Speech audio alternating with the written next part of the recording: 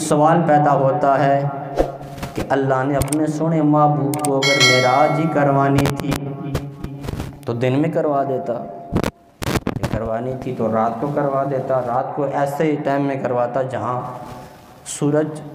دن کو ہوتا ہے اور چاند رات کو ہوتا ہے، چاند اپنی جوبن پہ ہو، روشنی مہک رہی ہو، اپنی روحیں اپنی روشنی اپنی مہک دہک رہا ہو،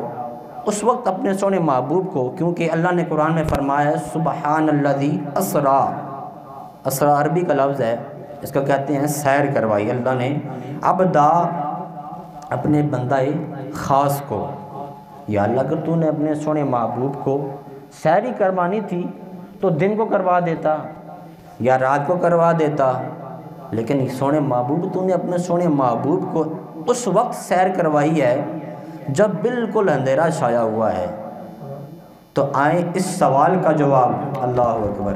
اس سوال کا جواب کس سے لیتے ہیں؟ ہم مومنوں کی ماں سیدہ عائشہ صدیقہ رضی اللہ تعالیٰ عنہ سے جب پوچھا گیا، آپ جواب عطا فرماتی ہیں، آپ فرماتی ہیں اللہ تبارک و تعالیٰ نے سونے محبوب علیہ السلام کو اتنی شان عطا فرمائی تھی، اتنے مقام عطا فرمایا تھا کہ سونے محبوب علیہ السلام جس طرح دن کو دن کی روشنی میں دیکھتے تھے، اس طرح رات کی تاریکی میں بھی دیکھ لیا کرتے تھے۔